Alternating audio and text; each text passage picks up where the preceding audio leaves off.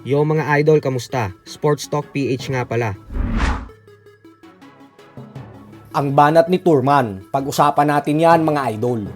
Ngunit bago ang lahat ay huwag kakalimutang mag-subscribe at i-click ang notification bell button for more sports talk. So naganap na nga po ang kick-off press conference ng bigating bakbakan na gaganapin sa March 30 sa pagitan ng former Unified Welterweight World Champion Kit One-Time Turman at ng current undefeated WBO Junior Middleweight World Champion Tim Tszyu. At bagamat nga po heavy underdog si Turman sa laban na ito, ay talaga namang hindi ito natitinag sa napakalakas niyang makakasagupa.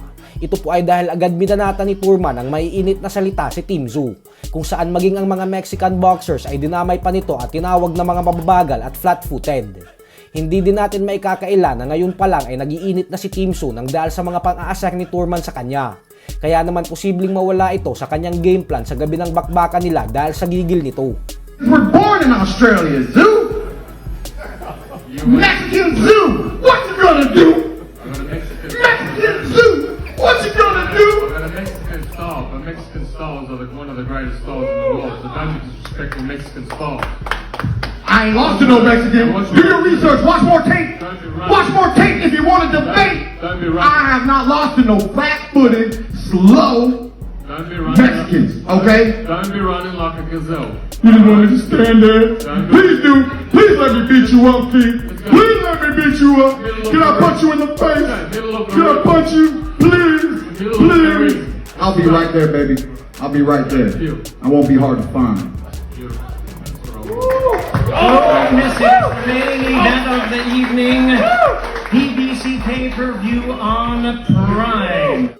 Sa kabilang banda naman mga idol ay nagkaharap na din po sa kauna-unahang pagkakataon ang WBA Junior Welterweight World Champion Rolando Romero at ang World Title Challenger na si Pitbull Isaac Cruz. Naging mainit din ang face-off ng dalawa, kung saan kapansin-pansin naman na lamang sa tangkad at haba si Romero. Subalit bagamat nga po mas matangkad si Romero at siya ang kampyon, ay lalabas pa din siya bilang underdog sa bakbakan nila. Ito po ay dahil mas madami ang naniniwala na knockout ang sasapitin nito kay Pitbull. Dahilan kung bakit mas madami ang tumataya kay Pitbull.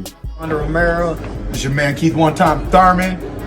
Watch us fight March 30th at Timo Arena on Amazon Prime. You're gonna see a Rolly versus Pitbull and Keith Thurman versus Tim Tszyu. You're gonna see the doubleheader pay-per-view event.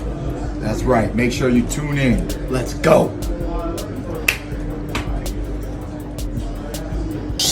Sports Talk PH, kakaibang laban ng mga Pinoy. Lakas at dedikasyon ng armas na tinuon. Kamaong nagbabaga, ang sayo ay babaon.